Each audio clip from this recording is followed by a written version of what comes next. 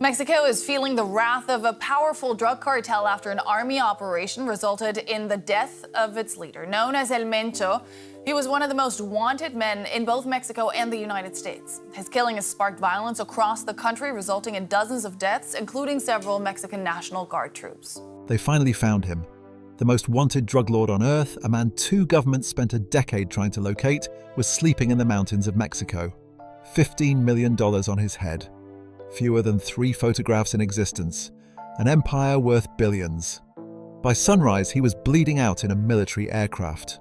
By nightfall, 6 states were on fire, and the world's biggest drug cartel had no leader. What happened in those mountains before dawn on February 22nd, 2026, will shock you.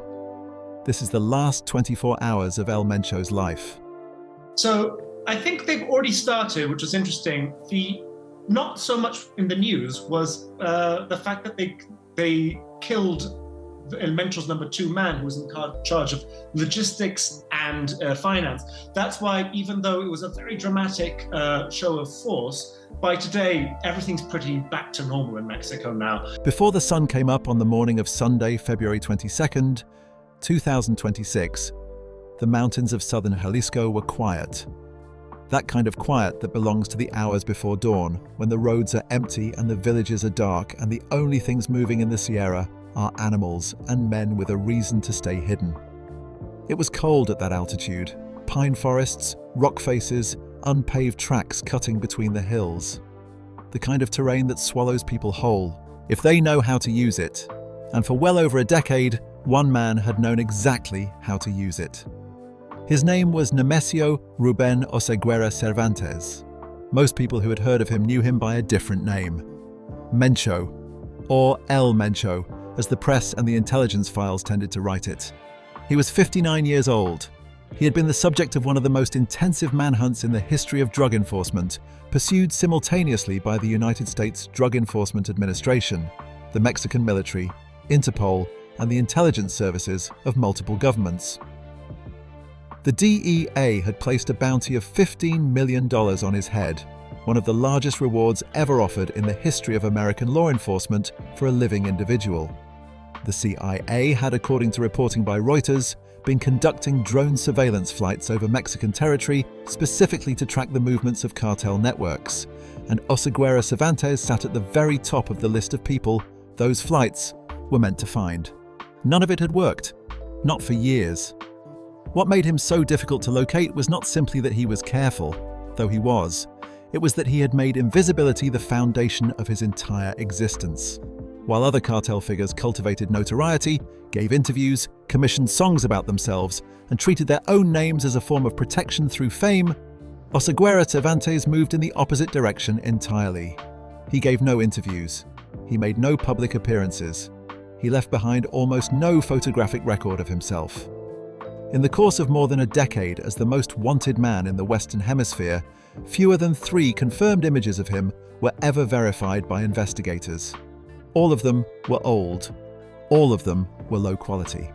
In classified intelligence briefings, on wanted posters, in the files that law enforcement agencies on both sides of the border had spent years building, the same grainy photograph appeared again and again.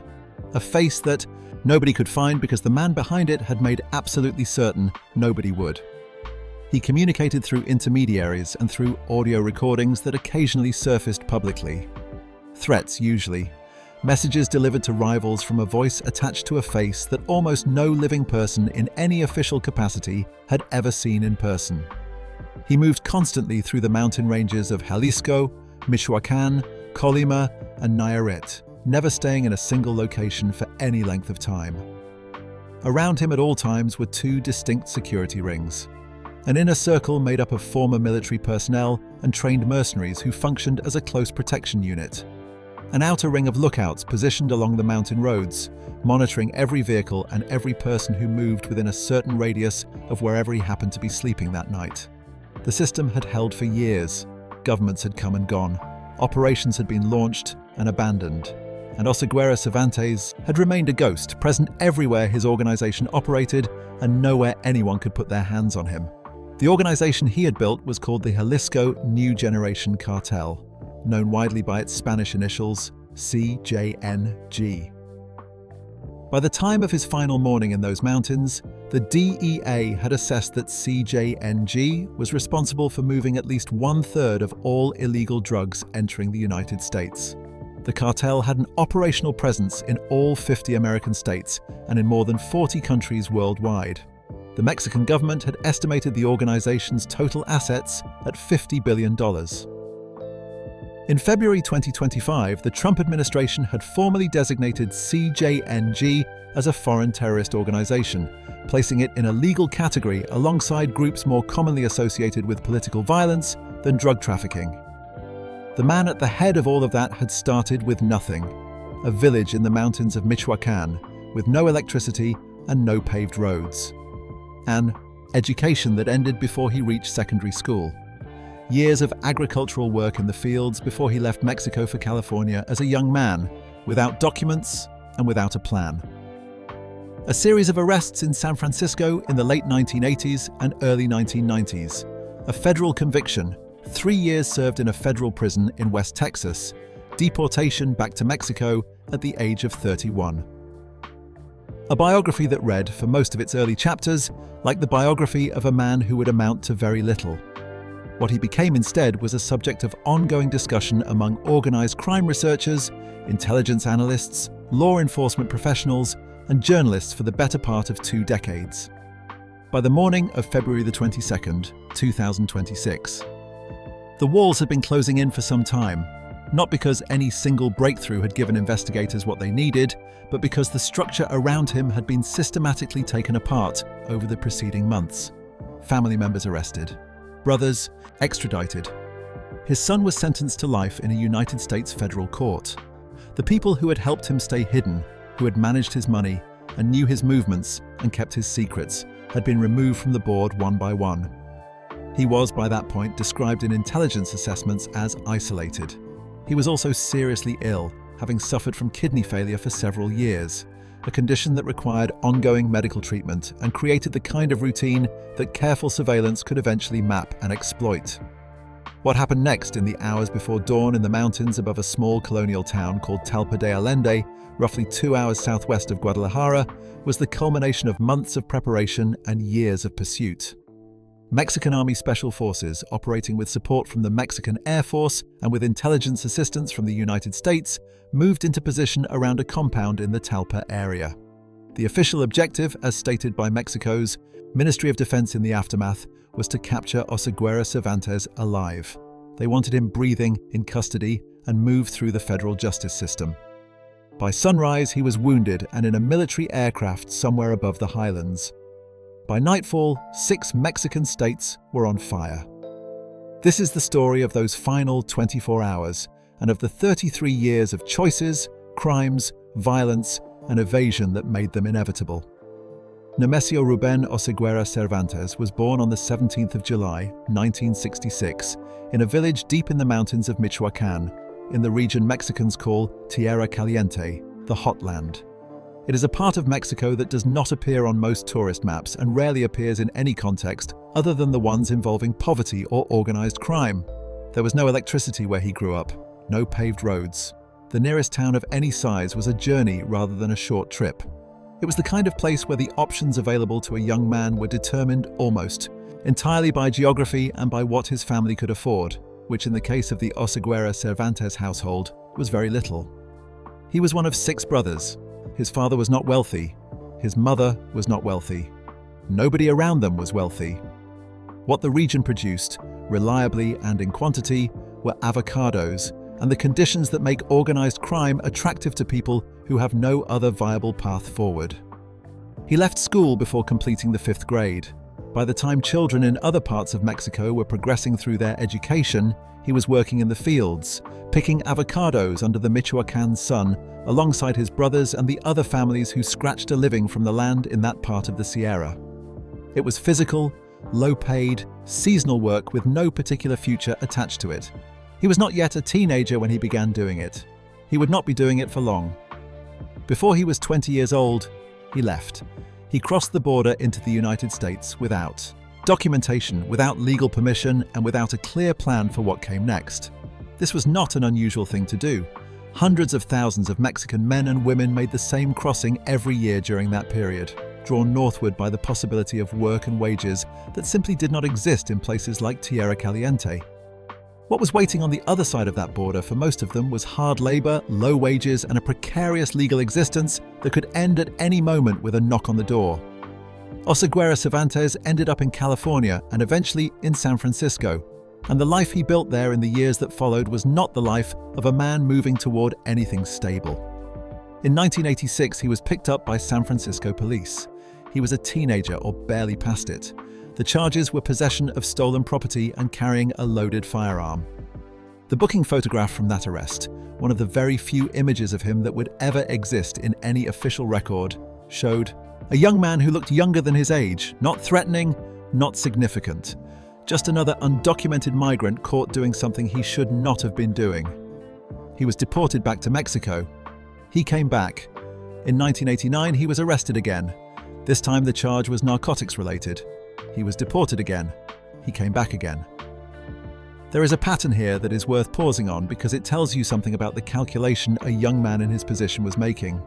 Deportation was a disruption, not a deterrent. The life waiting for him on the Mexican side of the border offered less than the risk-laden life he had built on the American side. And so the border became something he crossed when he had to and recrossed when he could. By September of 1992, he was 26 years old and he had graduated from the margins of street-level crime into something more organized. He was moving heroin in the Bay Area, working alongside his older brother Abraham. The two of them were operating in the Tenderloin district of San Francisco, a neighborhood that had long been associated with drug markets and street crime and the kind of low-level trafficking that rarely attracts serious federal attention unless someone makes a significant mistake. The mistake they made was walking into the Imperial Bar one evening to close a deal. The transaction was straightforward enough on the surface. 5 ounces of heroin purchased for $9,500. The buyers arrived with cash, but the cash was wrong. Too clean, too neatly organized, the bills stacked in a way that suggested someone had prepared them carefully rather than accumulated them through ordinary street dealing. Oseguera Cervantes noticed. He told his brother that the men were police officers and that they needed to walk away immediately. He was correct in his assessment. He was wrong about it being possible to walk away. Federal agents arrested both brothers on drug trafficking charges 3 weeks later. What happened in court is the detail that many people who have written about Oseguera Cervantes return to when they try to explain what kind of man he was, or at least what kind of man he was at that point in his life. Abraham, the older brother, was already carrying 2 felony convictions. A third conviction would almost certainly have meant a life sentence. Nemesio had a lighter record. So, he made a decision. He pleaded guilty. He accepted the weight of the case against both of them. He told the court that he bore responsibility and he asked for leniency. The judge gave him 5 years. He served 3 of them at Big Spring Correctional Center in West Texas, a federal facility built specifically to house undocumented immigrants serving criminal sentences. In 1997, he was deported back to Mexico for the final time. He was 31 years old, a convicted federal felon, and permanently barred from re-entering the United States. Most men who arrive at that point in their story disappear. They find some version of a quiet life, or they stay in the margins of low-level crime, or they simply fade from any record that anyone bothers to keep. Oseguera Cervantes did something that surprised the people who would later reconstruct this period of his life in intelligence files and journalistic investigations. He became a police officer. He joined the local force in the municipalities of Cabo Corrientes and Tomatlan in Jalisco. He wore a uniform. He carried a badge. He responded to calls and filed reports and did the things that local police officers in rural Mexican municipalities do. DEA Special Agent Kyle Morey, who would later lead the American side of the investigation into Oseguera Cervantes from the DEA's Los Angeles field office, assessed this period as something other than a change of direction. The conclusion that investigators eventually reached was that his time in law enforcement was, in effect, a course of study. He was learning how police operations were organized, how patrol patterns worked, how communications moved between units, which officers could be approached with money and which ones could not. Every shift was intelligence gathering.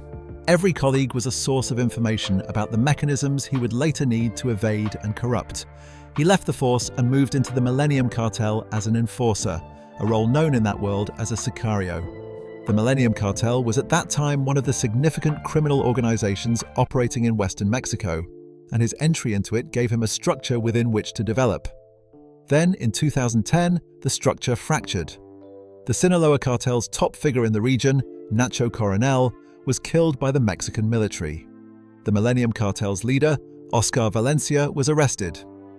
The organization that had given Oseguera Cervantes his entry into serious organized crime was suddenly without its leadership and without a clear direction.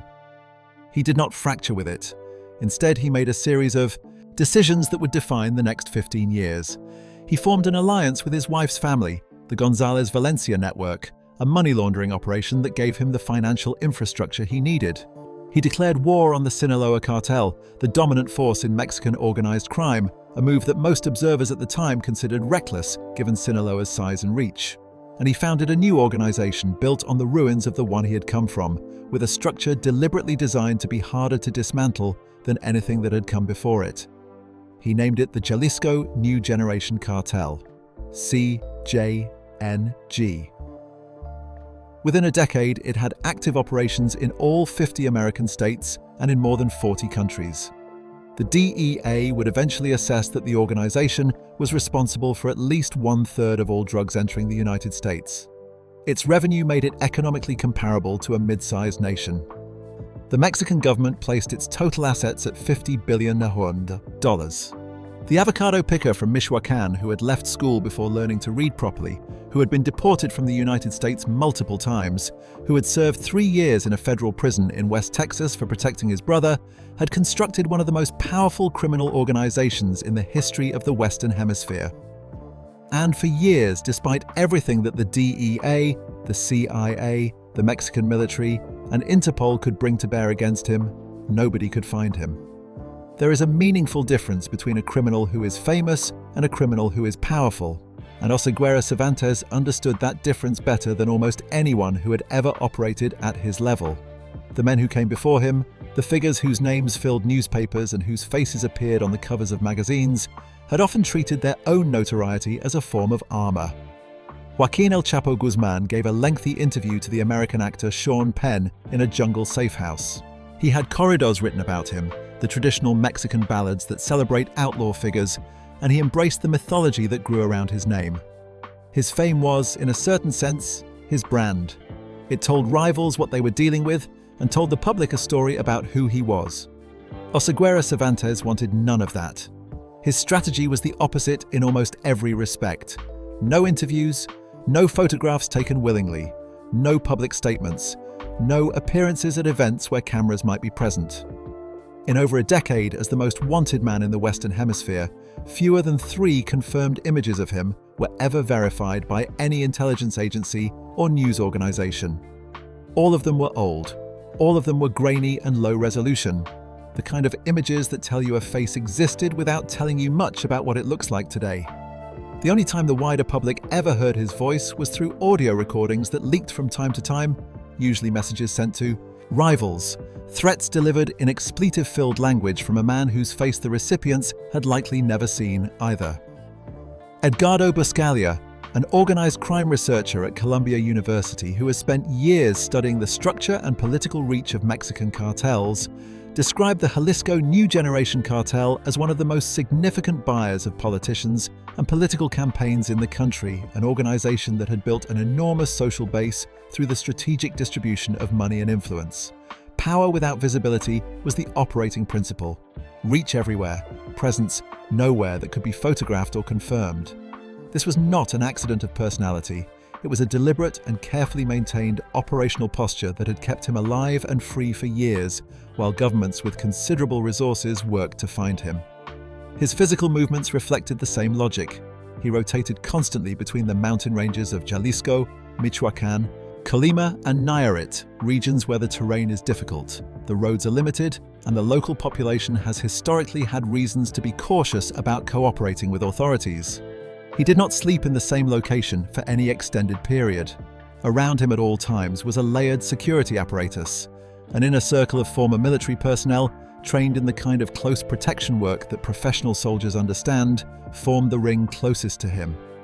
Further out, spread across the mountain roads and the approaches to wherever he was staying, was a network of lookouts whose job was to report anything that moved. Vehicles, strangers, aircraft overhead. The system was designed to give him time to disappear before any threat could reach him, and for years it performed exactly as designed. The violence that CJNG conducted during this period was not incidental to his survival. It was part of the strategy. In May 2015, the Mexican army launched a military operation in Jalisco, aimed at dismantling cartel infrastructure in the region. The response from Oseguera Cervantes and his organization was not to go quiet and wait it out. His fighters fired a rocket-propelled grenade at an army helicopter, bringing it down. He bought himself time to retreat deeper into the Sierra while the military dealt with the aftermath. In that same 6-week period, CJNG killed 24 police officers across western Mexico.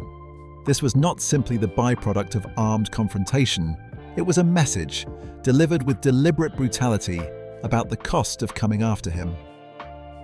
5 years later, he sent a larger one.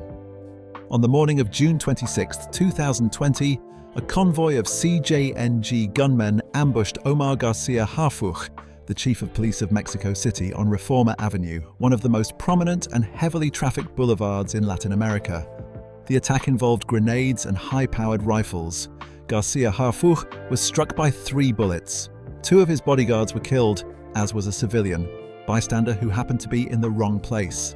Garcia Harfuch survived. From his hospital bed, still visibly wounded, he posted on social media and named CJNG as responsible for the attack directly and publicly. He recovered. He did not forget. By 2026, Omar Garcia Harfuch was Mexico's Secretary of Security, the senior government official responsible for coordinating national security operations.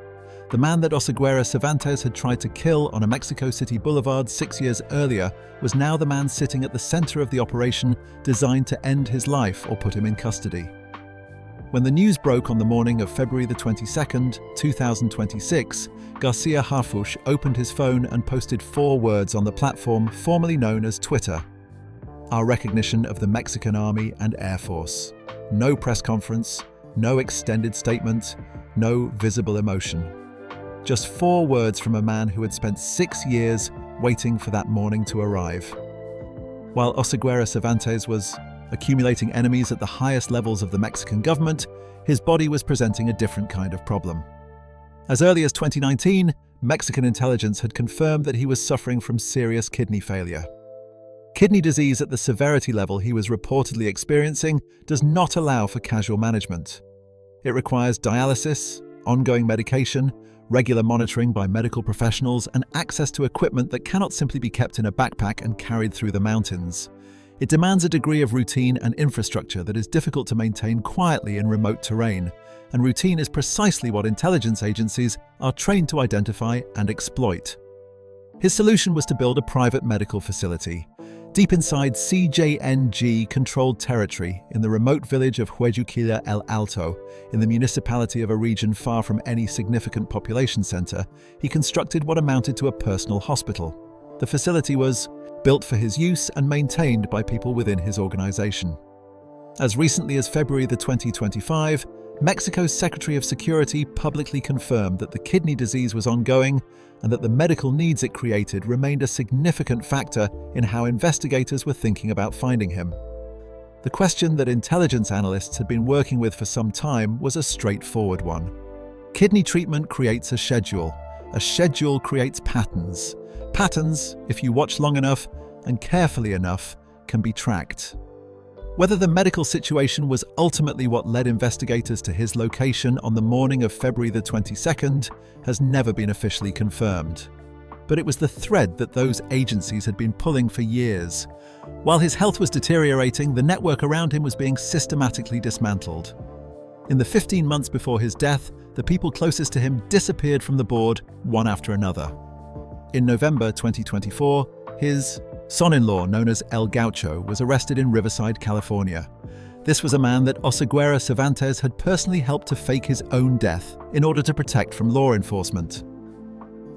The protection had not held. In February 2025, his brother Antonio, known by the nickname El Toro Tony Montana, was extradited to the United States to face charges there. One day after that extradition, on February the 28th, 2025, his brother Abraham was recaptured by the Mexican army. The same Abraham he had walked into a federal courtroom to protect in 1992, the same brother he had gone to prison for, was now in custody and no longer in a position to help him. In March 2025, his son, known as El Menchito, was sentenced in a United States federal court to life imprisonment plus 30 years and ordered to forfeit more than $6 billion. In February 2025, his wife Rosalinda was released from a Mexican prison and immediately placed under surveillance by authorities who understood that anyone moving in or out of contact with her might lead them somewhere useful. Every person who had known his location, every person who had managed his finances, every person who could have placed him somewhere specific in those mountains had been arrested, extradited, or was being watched. By the time February the 2026 arrived, the intelligence picture being assembled on both sides of the border described a man who was isolated in a way he had never been before, ill, and surrounded by a shrinking circle of people he could still trust. In December 2024, the United States Department of State had quietly raised the reward for information leading to his capture from $10 million to $15 million. It was the largest narco bounty in active circulation anywhere in the world. Somewhere in the mountains of Jalisco, the price on his head had increased by 50%. Nobody came forward immediately. But the number was out there, and the people who might know something worth $50 million were aware of it.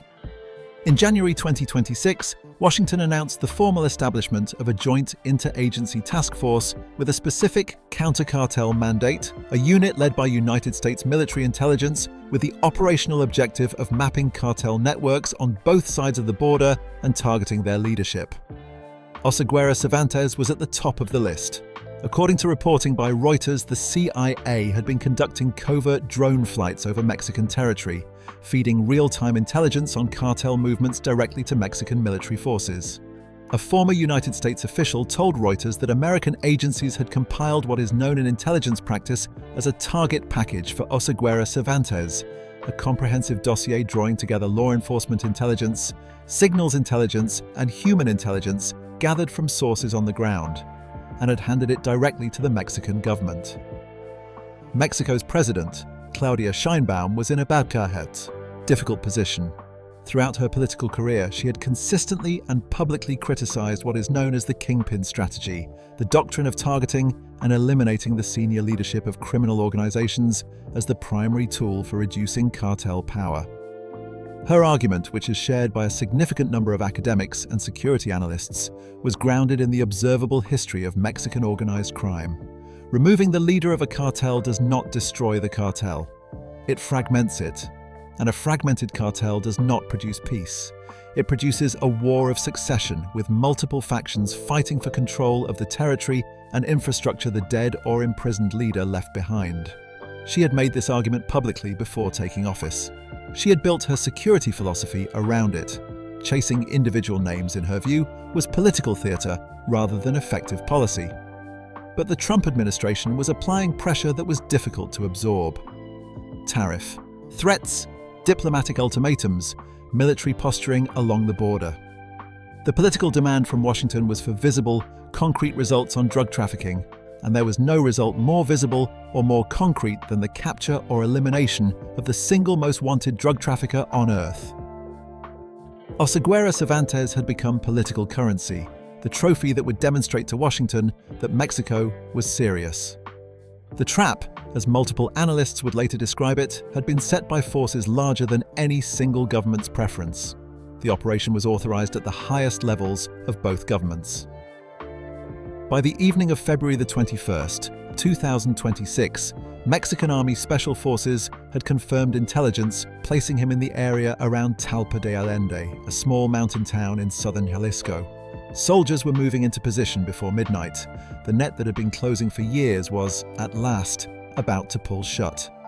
The town of Talpa de Allende sits in the mountains of southern Jalisco, roughly 2 hours southwest of Guadalajara. To anyone passing through on an ordinary day, it reads as a quiet colonial town. White stone churches, cobblestone streets, pine forests. It is also, as United States Treasury records have documented since at least 2015, a place where CJNG had maintained a financial and operational presence for years. Oseguera Cervantes was not hiding there randomly. His organization had been embedded in that area for a decade, and the network around it had been built precisely to keep him alive and out of reach. By the evening of Saturday, February the 21st, 2026, that cover had been broken. Mexican Army Special Forces had confirmed intelligence, placing him in the Talpa area. Through the night, soldiers moved into position. National Guard units held the outer perimeter. Mexican Air Force assets were overhead. This was not a hastily assembled response to unexpected intelligence. It was the product of months of preparation converging on a single point in the dark. Before dawn on Sunday, February the 22nd, the troops moved in simultaneously from multiple directions. The moment they breached the compound, CJNG fighters opened fire. When the shooting stopped, 4 operatives were dead at the scene, 2 arrested, 3 gravely wounded. Among the wounded was the man the entire operation had been built to find. Inside the compound, soldiers recovered armored vehicles, rocket launchers capable of bringing down aircraft, and heavy weapons stockpiled like a small military arsenal. 3 members of the Mexican armed forces were wounded in the exchange. A military aircraft was prepared. Oseguera Cervantes, wounded and bleeding, was loaded aboard. He never arrived in Mexico City. Somewhere above the mountains of Jalisco, he died from his wounds.